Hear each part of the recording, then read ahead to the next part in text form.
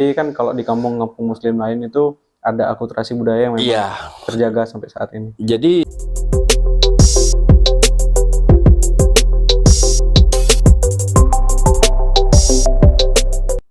sebelum kita membicarakan masalah akulturasi budaya yang yang ada di Kampung Kusamba ini, dapat saya tambahkan, uniknya juga di Kampung Kusamba ini sudah kecil cuma 10 are itu 10 hektar. Ya. Di sana di tengah-tengahnya juga ada pekuburan.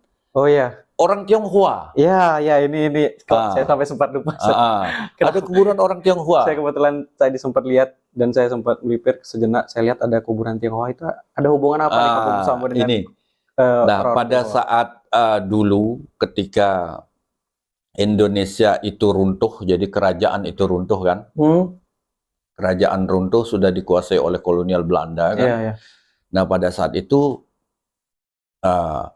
masyarakat pribumi kita, jadi masyarakat yang ada di Kampung Kusamba maupun Kusamba sendiri, itu menjadi orang yang nomor 3. Nomor 3? Ya. Jadi pribumi jadi masyarakat orang 3, jadi penduduk nomor 3 lah. Yang pertama, kelas. Sebenarnya kan kelas pertama justru dia kolonial ini, karena dia yang sudah berkuasa kan sama itu kan. Yang kedua kerajaan berarti. Bukan, kerajaan kan sudah nggak ada ini. Kerajaan sudah nggak ada ini. Kemudian yang kedua orang-orang Cina. Orang-orang Cina yang notabene pada saat itu memang dia memberikan suplai obat-obatan terhadap kolonial itu, kemudian dia suplai makanan mungkin pada saat itu kan. Ada hubungan secara ekonomi berarti. Iya, dengan Belanda dulu. Iya, dengan Belanda. Nanti baru kita ketahui kenapa dia ada di sini. Nah, kemudian barulah penduduk yang selanjutnya yang sama dengan kedudukannya dengan yang Tionghoa ini, yaitu Arab. Nah, dia kan datangnya dengan berdagang dan sebagainya, secara ekonomi. Nah, akan tetapi untuk pemilihan tempat biasanya kalau orang-orang Tionghoa itu dia mau kerjasama, tapi dia juga ada maunya. Ada take and give. Take and give-nya. Saya mau memenuhi fasilitas apa yang diinginkan oleh kolonial dengan satu syarat. Satu, dia minta untuk pekarangan rumahnya itu harus dekat dengan pasar. Makanya kita kenal sekarang di mana-mana orang-orang Cina-Cina itu pasti rumahnya dekat dengan pasar. Pasar, keramaian, jalur ekonomi dah dia itu. Karena dia sudah tahu. Udah terbiasa seperti itu. Nah, kemudian kalau orang-orang Arab pasti milihnya di perkebunan. Kenapa? Dia harus pelihara sapi, pelihara kambing. Nah, terkait dengan hari raya dan sebagainya kan, seperti itu, untuk membudidayakan kementerian itu. Orang Cina ini begitu. Jadi dia mengambil tempat, minta tempat kepada kolonial ini dengan apa yang sudah diberikan kepada mereka. Jadi tempat untuk pemukiman sekaligus untuk usahanya itu adalah dekat dengan pasar. Dekat dengan pasar. Mungkin bisa kita lihat di mana-mana ada pasar pasti di sana ada orang Cina kan. Pasti. Nah, kemudian karena lama dia berdiam di sini, sudah barang tentu suatu ketika dia pasti akan mati. Oleh karenanya dia juga minta, ketika saya mati, saya harus ditanamkan kemana? Nggak mungkin saya dibawa ke negeri saya. Jauh banget. Jauhan. Nah, oleh kerajaan maka yang paling terdekat adalah Kampung Kusamba, maka diberikanlah tempat di Kampung Kusamba. Padahal notabene ini adalah milik daripada umat Islam, umat Kampung Kusamba gitu. Nah, itulah cikal bakal kenapa ada kuburan Tionghoa di tengah orang Muslim kan itu ceritanya. Karena itu zaman kolonial itu. Kolonial ini yang memberikan hak guna pakai namanya. Hak guna pakai. Zaman itu udah ada hak guna pakai. Udah pakai. Nah, selama mereka masih mempergunakan, silakan. Karena sekarang sudah era modern, sekarang ketika orang meninggal itu kan tidak dikubur lagi, dikremasi, sehingga kan sudah berkurang. Nah, udah kita mengambil alih lah sedikit demi sedikit. Nah, sekarang sudah kita sebelah menjadi gedung TK dan gedung serbaguna milik desa. Tapi yang keluarga yang masih ada penghuninya, orang Cina yang masih ada berpenduduk di Kusamba di sini, masih dia isinya diberikan tempat untuk melihara leluhurnya di sini. Gitu. Itu. Nah, seperti itu terhubung hubungan yang seperti itulah hubungan kenapa ada komunitas pekuburan Cina di tengah-tengah kampung Muslim gitu loh. Gitu. Etnis Tionghoa sendiri Pak Idam? Iya. Pasti nggak stay misalnya di wilayah kampung. Ya. Sekurun seiring dengan waktu dan zaman. Kalau di sini kan pasarnya kan tradisional. Oh ya, saya lihat di depan.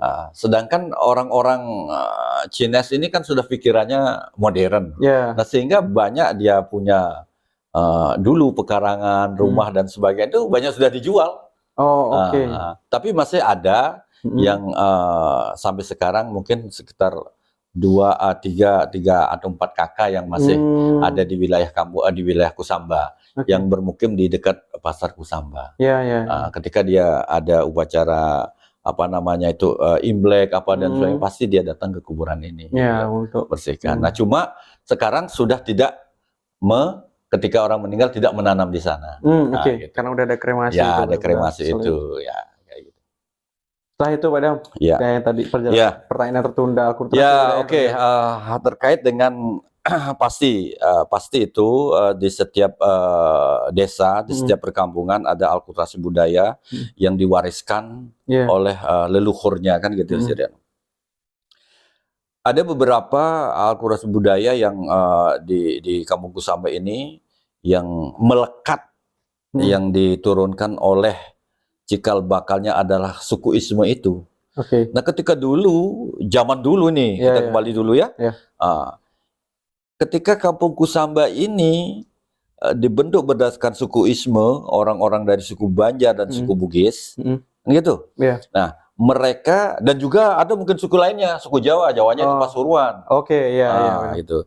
Nah, mereka ketika mengadakan seremonial hari besar Islam. Nah, seperti Maulid, Isra Mi'raj. Nah, karena mereka masih mengedepankan kesukuannya, nah sehingga dia membuat suatu acara berdasarkan adat istiadat yang mereka miliki masing-masing. Nah, belum ada satunya percampuran, persatuan. Mereka masih orang Bugis bikin dia sendiri di sana, bikin musola Bugis. Orang Banjar bikin dia acara di sana di musola orang Banjar. Orang Jawa seperti itu juga. Nah, oleh karenanya pada tahun 1947 ketika sudah merdeka, 47, masih ingat diceritakan oleh orang tua kami, maka dibangunlah masjid yang ada sekarang. Masjid Ahmadi itu ya? Masjid. Kalau dulu kan musola-musola. Ada pelosok-pelosok gitu. Musola orang Banjar, musola orang Bugis. Karena dia mempunyai adat budaya sendiri-sendiri. Nah, adanya satu masjid yang dibuat di tahun 1947 ini, itu tujuannya adalah mempersatukan suku-suku ini yang ada di Kampung Kusamba agar kegiatan beribadah untuk menjadi satu. Mau sholat Jumatnya, sholat 5 waktunya, ketika pun mengadakan penyelenggaraan hari-hari besar Islam untuk dilaksanakan di satu tempat itu di masjid. Nama masjidnya adalah Masjid Al-Mahdi. Tidak jauh beda lah dari nama saya itu, Idham di balik. Nah, yang saya ceritakan tadi warisan yang akulturasi budaya yang melekat yang masih sekarang kita lakukan adalah dulu orang tua kita itu caranya mempersatukan dengan membawa nasi masing-masing orang itu ke masjid. Nah, dalam bentuk kapar. Saya pernah dengar nih. Dalam bentuk kapar sudah ada nasi lauk pauk. Ini bawa. Jadi suku Bugis bawa, suku Banjar bawa, suku Jawa bawa. Ini bawa ke masjid semua. Di sanalah digelar. Nah, kemudian kita ini tidak duduk lagi ngelompok. Orang Banjar ngelompok, orang enggak. Jadi bercampur. Nah, di sanalah ada kesempatan orang Bugis, suku Bugis ini mencicipi makanan yang dibawa oleh suku Banjar. Begitu juga sebenarnya orang Jawa, orang Banjar begitu. Nah, itu namanya makan menggibung atau ngaminang. Ini nih biasanya di Kepawon ada. Makan menggibung, makan menggibung. Tujuannya ada itu untuk mempersatukan. Kalau itu tersisa, dari makanan yang sudah dimakan bersama ngaminang tadi, itu boleh dibawa pulang. Namanya berkat. Oh, oke, Nah, ya. mungkin kalau sekarang sudah ada tas kresek, kalau dulu mungkin daun pisang pakai kan. daun, ya. Nah, yang penting bawa ini apa, berkat dari Ngaminang iya. tadi gitu. Oh iya, oke. Ya. Ngaminang itu adalah duduk bersama. Nah, di depannya ada makanan, dimakan rame-rame. Itu Ngaminang namanya. Oke. Ya, sedangkan tempatnya itu adalah namanya Sagi. Oh ya, benar-benar. Sagi ditempati oleh kapar gitu. Nah ini, nah itulah tradisi yang melekat sampai sekarang. Sampai sekarang masih kita lestarikan. Nah, ketika ada momen-momen kegiatan Muslim, kan, ketika ada Muslim seperti Maulid Nabi, Isra Mi'raj, pokoknya intinya video. Termasuk orang pernikahan pun demikian.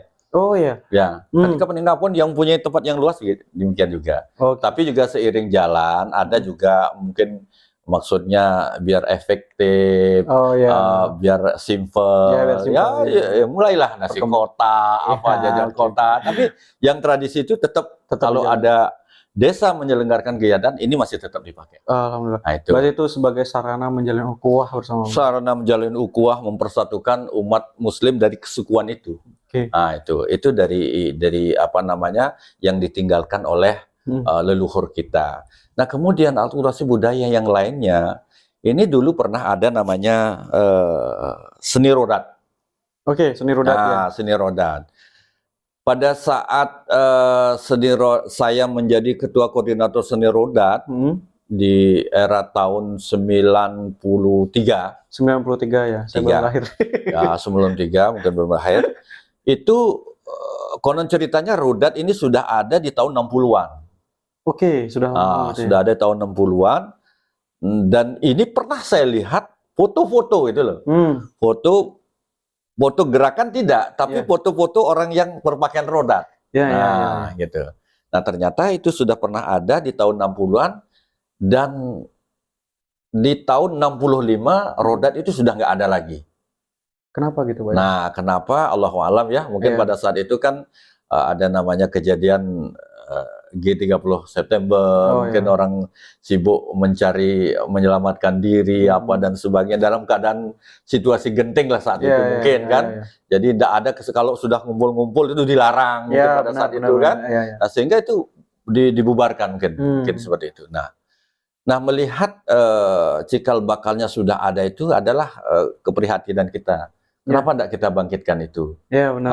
Karena itu merupakan warisan budaya, khususnya bagi kaum remaja dan pemuda dan kaum remaja, gitu, khususnya yang putra. Nah, oleh karenanya di tahun 1992 atau 1991 akhir menjelang 1992 awal.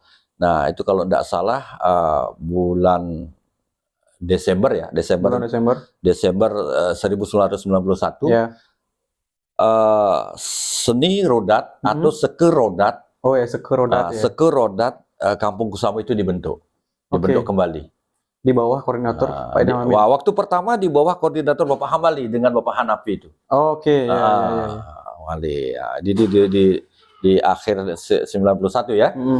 Nah, kemudian sampai 92 itu. Ya, 92. Nanti 93-nya baru saya. Oh ya, gantiannya per tahun berarti Pak. Enggak, jadi begini.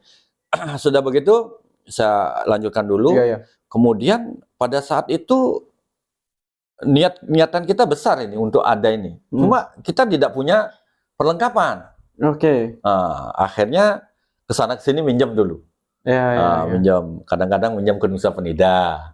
Alatnya kan, pakai kenangan. Nah, syukur alhamdulillah ada salah satu warga kita di sini karena dia pecinta, mungkin dulu pernah ikut di rodat, dia basicnya juga bisa membuat alat rodat, kendang rodat itu dia buat sendiri.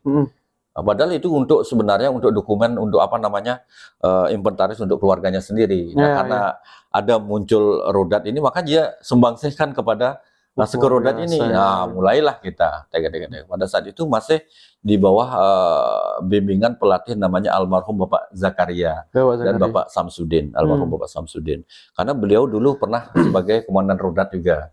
Saat itu di zaman itu, zaman 60-an itulah saya ceritakan. Nah, semangat anak-anak kita di sini. Pas di tahun 93 barulah eksis. Oh, Maaf, 92. Iya, 92. 92. Dia kan 91 akhir. Nah, kalau enggak salah itu sudah terbentuk kurang lebih 2-3 bulan. 2-3 bulan. Ini sudah tampil. Oh, oke. Persiapannya gokil berarti. Dengan jumlah anggota 75 orang. Wih, banyak sekali. Tanpa dia mempunyai seragam. Cuman berarti modal kendang gitu. Kendang pun juga itu tidak memenuhi persyaratan. Oke. Nah, kan? Tapi semangatnya. Semangatnya luar biasa. Nah, yang alhamdulillah pada saat itu sayalah yang pertama kali pakai. Tadi Pak Idam sebagai komandannya juga? Belum. Oh, belum. Masih anggota. Oh, saya kira komandan. Itu kalau enggak salah Februari tahun 1992. Oke. Nah, itu acara pernikahan saya. Oh. Kan lucu. Nah, itu pertama kali roda dipakai. Oke. Nah, dari dibentuk akhir 91 itu. Nah, dengan minim alat. Kita tidak tidak merasa kecewa lah, dia optimis, tetap optimis bagaimana ada. Nah, akhirnya apa? Dari teman-teman ini menyarankan pinjam pakaiannya itu. Jadi orang sudah beli, semangat nih, beli dulu baju putih kan, di mana aja kan pasar masih ada ini. Baju putih, sepatu putih, kemudian celana putih. Nah, sedangkan yang atributnya ini yang susah kan? Iya, benar. Nah, seperti selendangnya, songkoknya. Makanya pada saat itu kita minjam selendangnya itu ke Saren Jawa, Karangasem. Oh ya, Saren. Karena di sana lebih dulu ada sebenarnya, itu masih berkembang pada saat itu, dan Nusa Penida pun demikian. Oleh karenanya di sanalah minjam selendangnya. Kemudian kendangnya itu minjam ke Nusa Penida. Oke, Nusa Penida. Kemudian songkoknya minjam ke Kepawon dulu. Oke, songkoknya ada atribut ranger-ranger di sini.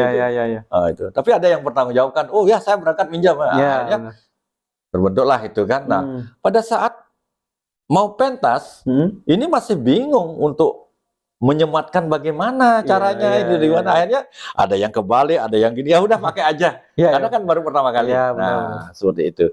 Alhamdulillah berjalan dengan lancar. Selesai. Nah, setelah itu di akhir 92 terjadilah jadi karena alat kan sudah dikembalikan ini. Akhirnya mulailah kita istilahnya urunan dari anggota ini. Pertama adalah bikin selendang. Pada saat itu masing-masing anggota mengeluarkan uang Rp5.000. Zaman itu. Itu pun minta sama orang tua gitu loh, bisa nyicil. Itu Rp5.000 hingga jadilah selendang. Sampai sekarang itu anak-anak masih pakai. Nah, kecuali mungkin sudah ada yang usang, ada yang rusak, itu baru dibikin baru lagi kan gitu. Nah, begitupun kendang juga begitu. Jadi setiap kita latihan, kita urunan. Begitu setiap kita tampil di suatu tempat, kita mohon sedekah. Nah, itulah sebagai untuk penambahan kas, sehingga terbentuklah sekekendang yang solid, kemudian alat yang sudah permanen. Nah, terlebih lagi sekarang desa sudah ikut turun tangan terkait dengan karena keberadaan di lembaga pemberdayaan masyarakat kan ada seni dan budaya kan seperti itu. Nah, kebetulan saya di ketua koordinatornya. Jadi apa yang dimohonkan dari peseni-peseni atau tradisi seni budaya yang ada di Kampung Samba bisa kami sampaikan lewat pemerintahan desa untuk bisa diakomodir dan dibiayai. Alhamdulillah.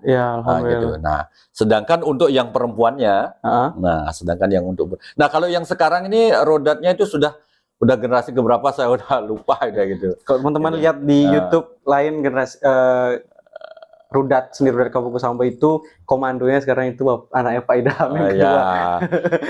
namanya Abdul Rauf alhamdulillah. Sekarang malah sudah ada yang dari SMP ke SD sudah ada juga. Ada regenerasi. Makanya setiap ada festival budaya Kampung Kusamba, jadi festival budaya. Jadi kita bikin setiap tahun ada festival budaya Kampung Kusamba. Oh, festival budaya khusus. Khusus Kampung Kusamba. Dia seni rodat ini main anak-anak ini, gitu loh. Jadi dengan apa yang budaya kesenian termasuk apa yang daur ulang, yang bahan-bahan yang daur ulang bisa dipakai untuk dikembangkan, itu ditampilkan, termasuk kuliner dan sebagainya gitu. Oh iya, Pak. Nah, sedangkan khusus untuk yang perempuan masih eksis, namanya dulu kasidah. Oh iya. Nah, kasidah rebana. Nah, sampai sekarang masih ada. Alhamdulillah. Dan mereka akan tampil baik rudat maupun kasidah ini yang pertama ketika ada momen hari besar Islam, baik Maulid Nabi maupun Isra Mi'raj.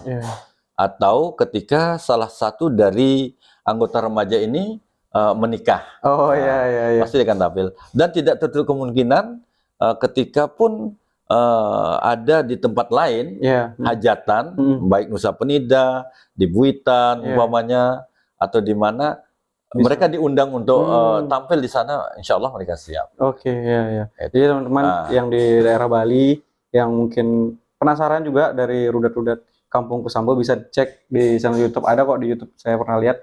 Nanti kalau mau cari untuk mengundang rudat sendiri, sekerudat itu bisa cari Pak Idham atau anaknya langsung, karena ya langsung aja ke koordinator.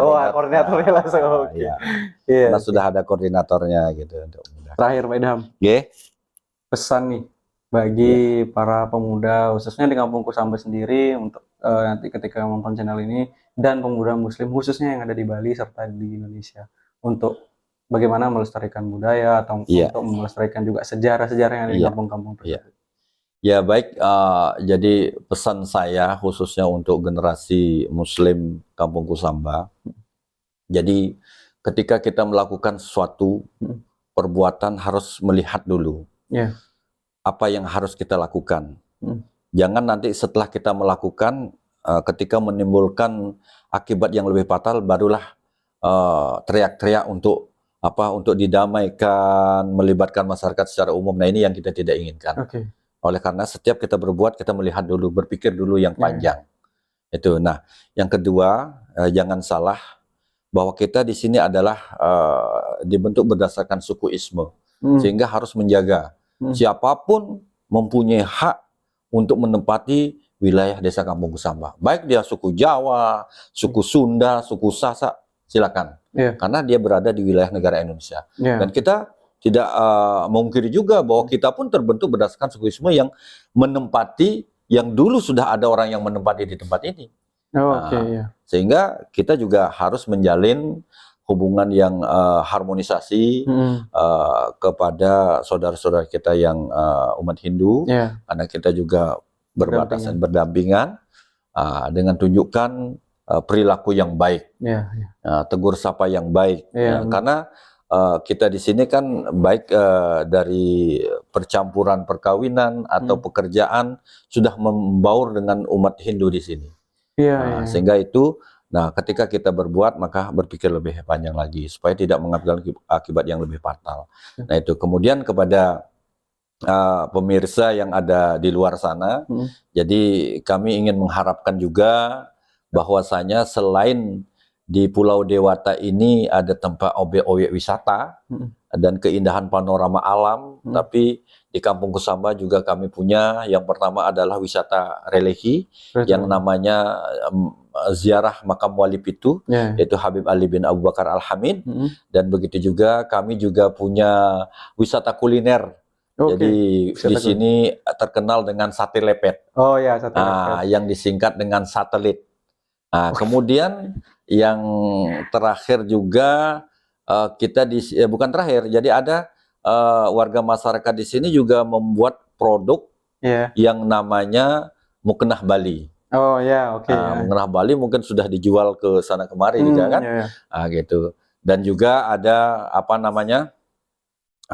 tempat penyeberangan antar pulau dari Kusambe ke Nusa Penida, dengan difasilitasi atau akomodasi dari PT Angkal Nusantara, namanya The Angkal Pesbut. Silakan, itu wilayahnya di Kampung Kusamba. Nah, itulah nanti kalau pemirsa kepingin baik yang dari manapun datang ke Bali, kami mohon untuk bisa mampir ke desa Kampung Kusamba yang wilayah kecil gini, tapi mungkin insya Allah beradab. Amin. Baik teman-teman, itu ya sedikit ada penyampaian dari Pak Idham Amin selaku salah satu tokoh masyarakat adat di desa Kampung Kusamba, bahwa bukan hanya Bali itu bukan hanya tentang pariwisata dari apapun tentang keindahan alamnya, tapi ada wisata religi yang ditawarkan juga untuk para wisatawan mau lokal maupun mancanegara yang bisa mampir ke desa Kampung Kusambel sendiri. Baik, terima kasih Pak Idham Hamid atas sama-sama. waktunya. Saya Ilham Effendi di channel Risalah Pramuda, pamit undur diri. Kurang lebihnya mohon maaf. Assalamualaikum warahmatullahi wabarakatuh. Waalaikumsalam warahmatullahi wabarakatuh.